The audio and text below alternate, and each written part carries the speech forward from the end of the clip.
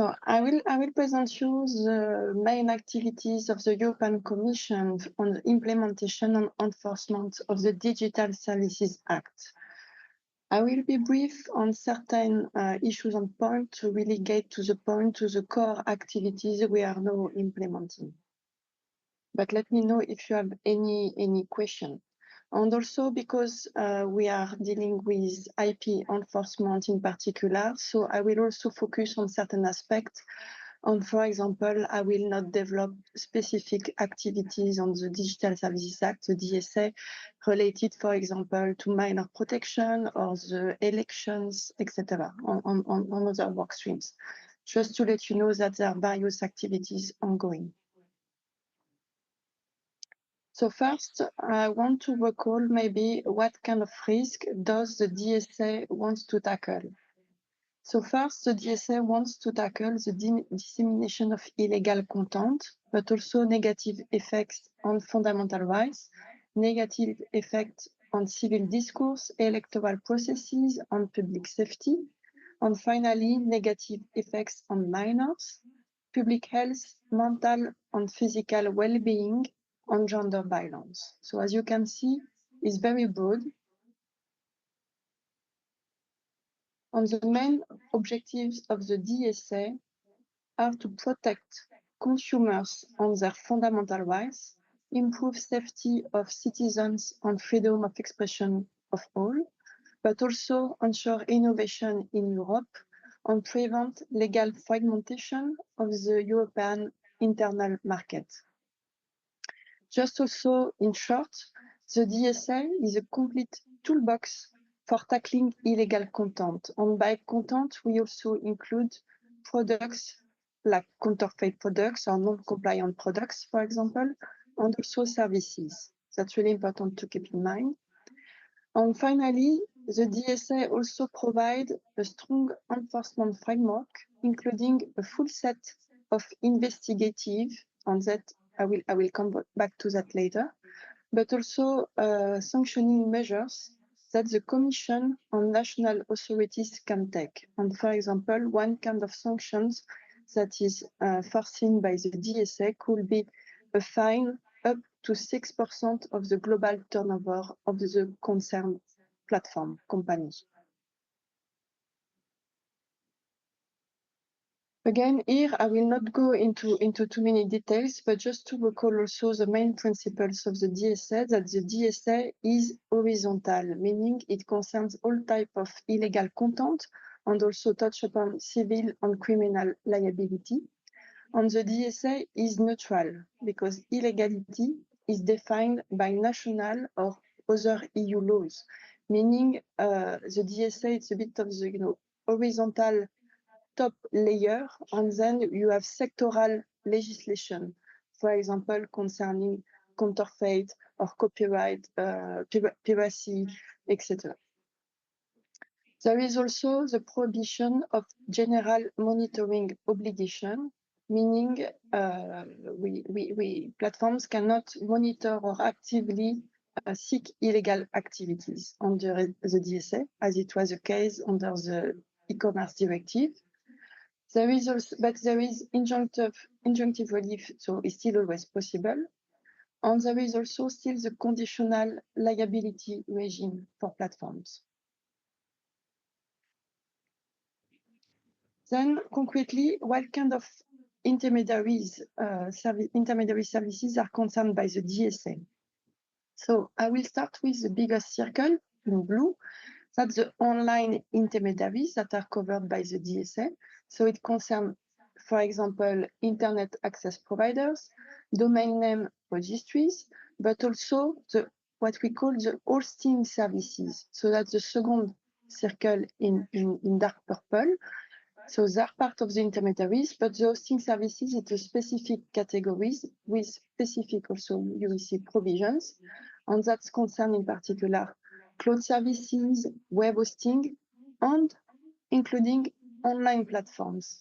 And by online platforms, we mean, for example, online marketplaces, app stores, collaborative economy platforms, social networks, etc. So they are part, and they will have also specific obligations. And at the very end, we also have a specific category called the very large online platforms on search engines. And these are the online platforms on search engines that have more than 45 million of active users in the EU. And for these very big and large platforms on search engines, they have stricter rules under the DSA regarding annual risk assessment, audit.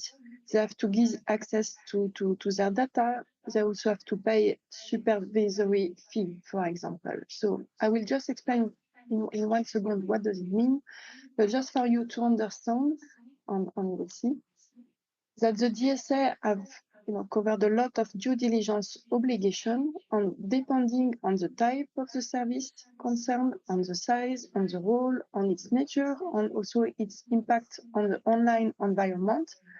They will have specific obligation, but so it's quadratic, it's asymmetric, but the bigger you are, you have to have the biggest type of obligation, meaning it's cumulative, as you can see with the very first column on very large platforms on search engine. So they are concerned by each and every due diligence obligation. But then for online platforms, you have a bit less, then for hosting services also, and then for the bigger circle I show you, the intermediaries, you have only few, because it's really gradated depending on the type and the size of the intermediaries concerned. So I will go through specific provision a bit later, right now. So just also, so it's a non-exhaustive list of provision, but it just maybe to highlight some of them to show how the Digital Services Act help ensure protecting consumers.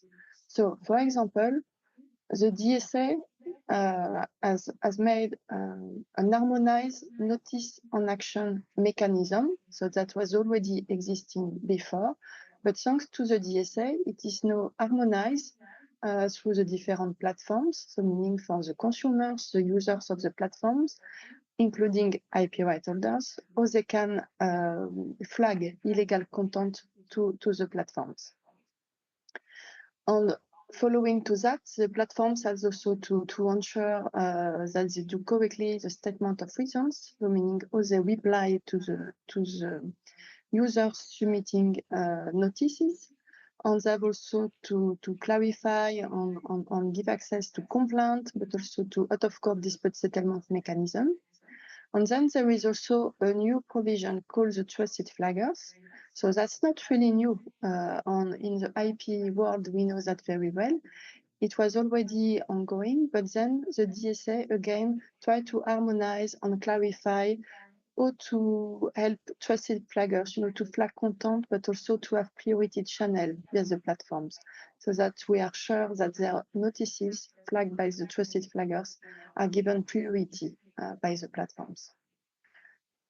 Then the DSA also help increase transparency on diligent enforcement of terms of condition of the different platforms.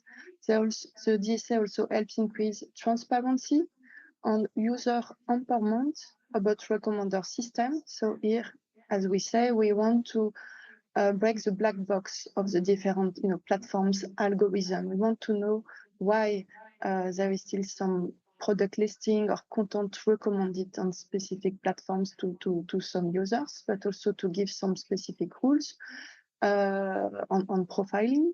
And it's also similar for the transparency of advertising. There are no additional rules to increase transparency of advertising. And voilà. And then for marketplaces, so there is a clarification on liability regime for online marketplaces. And in the DSA, there is also 3 specific articles, provision related to online marketplaces. So first, it's the traceability of traders, what we call know your business customer, to increase the traceability of traders selling goods or services on online marketplaces. And there is also the compliance by design, meaning that marketplaces have to ensure that they give the possibility to traders to provide specific information on goods, for example, related to the compliance, to labeling, to the EC marking, to also the logo on the brands, for example. And finally, online marketplaces have also to apply the right to information, meaning like when they are aware of there was an illegal content, good or services on their marketplace, they have to inform the users, the consumer that bought this specific illegal content for in the next previous 6 months, and they have to make them aware also on their online interface to really increase transparency among consumers. And finally, for the very large online platforms and search engines, there are specific obligations related to the audited risk assessment and risk mitigation measure. And that's a very important core measures to help tackling systemic risk on these very large online platforms.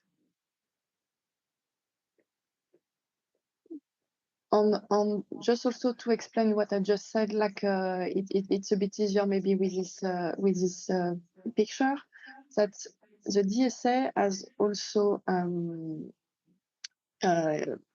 implemented what we call the supervised risk management for the very large online platforms on search engines. So what I said, those who have more than 45 million users in the EU. So as I said, they have to carry out a risk assessment through their platforms. So what kind of risk are they facing? For example, related to illegal content, product, services, but also related to minor protection, etc. And they have to put in place risk mitigation measures to tackle this specific risk they are assessing. They are also subject to independent audit by independent auditors, and that's not going to soon start. On top of that, because it's very important to ensure that there is a public scrutiny, but also, a feedback loop on all these specific measures. On top of that, the Commission can also publish guidelines when it seems to be needed to really help the application, the implementation of the different specific provision of the DSA. But we also need the support of the industry and stakeholders, for example, to also share also best practices and also take part in code of conduct to improve cooperation with the platforms. And there are also the possibility to launch crisis protocols, for example, in case we know that with the COVID-19 pandemic, but also in case of war, etc. So very important events. And finally, with all these circles, we also the DSA also ensures that there is a regulatory supervision on within the kind of loop. So that's a very well-defined and well-structured risk management supervision. So very quickly also, I just want to give you a look of the kind of governance for supervising digital services. So there are 3 main actors. So at the right, you can see the European Commission, who enjoys the direct enforcement of the very large online platforms and search engines for the provisions that they are concerned. They can also advise on cross-border disputes and intervenes in case it's needed at national level by the digital services coordinators. So you can see on the very left, the digital service coordinators, there is 1 per EU member state, which are independent authorities, and they have the direct supervision and enforcement of all intermediary services that are small, below than 45 million active users. And they are also coordinating and ensuring that there is a good exchange with other national competent authorities. And finally, there is the European Board of Digital Services, so it's chaired by the Commission, and it's composed by the different national digital service coordinators. And it's an ad hoc independent advisory group, so to help, advise the DSCs and the Commission to issue recommendation. And the goal is really to ensure consistent application of the digital services at EU level, so with all the EU member states. And now I want to let you know so the latest development, but also just quickly the timeline of the implementation and enforcement of the DSA. So I'm not going through all that, but just to show you, for example, what I meant by the risk management yearly circle. For example, in April and May of last year, the Commission designated a very first batch on the biggest batch of the very large online platforms on search engines, so the very big one. And 4 months later, these platforms have to carry out the first risk assessment report and to share with the Commission the first risk assessment report and to carry out, but also to ensure that all the obligations related for the very large online platforms and search engines are now become applicable, so 4 months later. And then in September, October of this year, so 1 year later, it's a latest stage for the full risk management cycle, including audit implementation. So you see, it's a very yearly circle. So each time there is a new very large online platform designated by the Commission, it will be similar. 4 months later, they have to apply the concerned provision, and then 1 year later, they have to fulfill the full risk management cycle. So talking about the very large online platforms on search engines, we have already designated 22 very large online platforms. And I can mention, for example, for the latest one, 1 month ago, Shein. And a few days ago, the Commission also designated Temu as very large online platform. And also 2 very large online search engines. And you can see, so there are different sets. So it's an ongoing process, meaning the Commission is checking internally the number of active users per platform on checking with these concerned entities. And as soon as we are sure that they have more than 45 million users, we start the designation process. And now, regarding the different core activities carried out by the Commission, I can mention that the Commission has already opened several DSA compliance investigations. We have sent more than 40 requests for information since October of last year. On this request for information, so we ask specific general or specific questions to the platforms, for example, or other stakeholders, so are related to risk assessment on mitigation measures, for example, for risk linked to illegal content, so including counterfeit products, on disinformation, consumer and minor protection, generative artificial intelligence, for example. So it's very broad. The Commission is also currently carrying out an assessment exercise to determine the blobs, so the very large online platforms on search engines compliance with the DSA obligation. And for that, we based our investigation on assessment, on the risk assessment report shared by these platforms. Also the transparency report on this are public. So you can check, normally it's available on each very large online platforms. You can find the transparency report with a lot of very insights on interesting figures on data. But we are also based on the replies to the request for information and also information received from third party, including, for example, IP right holders, consumer association, NGOs, etc. And finally, we have also, the Commission has also opened several formal proceedings. So against Inks, against TikTok, against AliExpress, and against Meta for Facebook and Instagram. So that's also an ongoing work. That means when we open formal proceedings, we really start, deep investigation.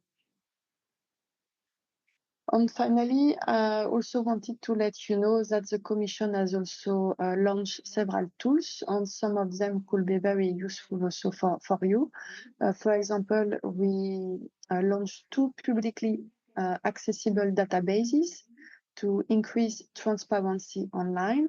And the first one is the Digital Services Act Transparency Database, as I just mentioned. So that's really helpful. You have a live, dashboard, so you can also select per platform, but also per type of illegal content. So that's very well done on tool.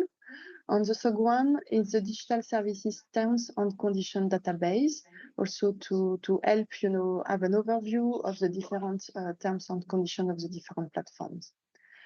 And we also recently launched the DSA whistleblower tool. So it's a secure tool, secure avenue to help receive inside information from employees of these very large online platforms on search engines to help us, report harmful practices. So by these very large online platforms, it also guarantees anonymity and also data protection. And finally, the latest tool I mentioned here, but it's not, it's more an internal tool between the board, the digital services coordinators and the commission to help secure, exchange information relating to the enforcement of the DSA. Voilà. So that's it. You could have my contact details and also the different link to the web pages where you have the main information related to the DSA. I'm happy to take any question you might have. Thank you.